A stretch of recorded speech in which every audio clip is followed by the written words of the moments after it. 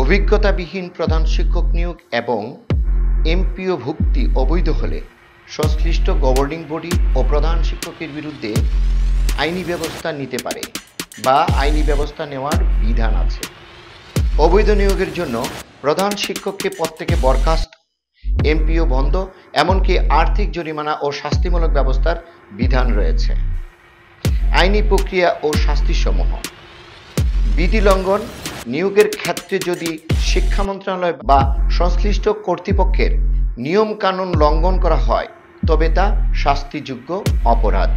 MPO বন্ধ: অবৈধভাবে নিয়োগপ্রাপ্ত শিক্ষকের এমপিও বন্ধ করার বিধান রয়েছে, যার ফলে তিনি সরকারি সুযোগ সুবিধা থেকে বঞ্চিত হবেন। অভিজ্ঞতাবিহীন প্রধান শিক্ষককে তার পদ থেকে গভর্নিং বডি দ্বারা বরখাস্তের বিধান রয়েছে। গভর্নিং বডির সদস্য বা নিয়োগ প্রক্রিয়ায় জড়িত ব্যক্তিদের বিরুদ্ধেও আর্থিক জরিমানা সহ শাস্তিমূলক ব্যবস্থা নেওয়া যেতে পারে। আইনি পদক্ষেপ: আইন ও বিধি অনুযায়ী এই ধরনের অনিয়মের বিরুদ্ধে সংশ্লিষ্ট সরকারি বা শিক্ষা বোর্ড ব্যবস্থা নিতে পারে। গুরুত্বপূর্ণ বিষয়: অভিজ্ঞতাবিহীন প্রধান শিক্ষক নিয়োগ এবং অবৈধ এমপিও ভুক্তি সম্পূর্ণভাবে নিয়ম বহির্ভূত এবং এর বিরুদ্ধে কঠোর ব্যবস্থা নেওয়ার বিধান রয়েছে।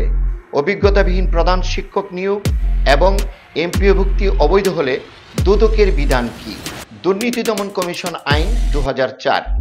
এই আইনের অধীনে দুর্নীতি, ঘুষ, প্রতারণা, জালিয়াতি এবং ক্ষমতার অপব্যবহারের বিরুদ্ধে দুদক ব্যবস্থা গ্রহণ করে থাকে। অবৈধ নিয়োগের ঘটনা ঘটলে দুদক সংশ্লিষ্ট প্রতিষ্ঠানের বিরুদ্ধে এনফোর্সমেন্ট অভিযান পরিচালনা করে এবং প্রয়োজনে মামলা দায়ের করে। দণ্ডবিধি: 1860। অবৈধভাবে নিয়োগ দেওয়ার ক্ষেত্রে যদি প্রতারণা বা জালিয়াতির প্রমাণ পাওয়া যায় তাহলে উক্ত দণ্ডবিধির অধীনে সংশ্লিষ্ট ব্যক্তিদের বিরুদ্ধে ব্যবস্থা নেওয়ার বিধান রেখেছে দুর্নীতি দমন কমিশন। ধন্যবাদ সবাইকে, ভালো থাকবেন।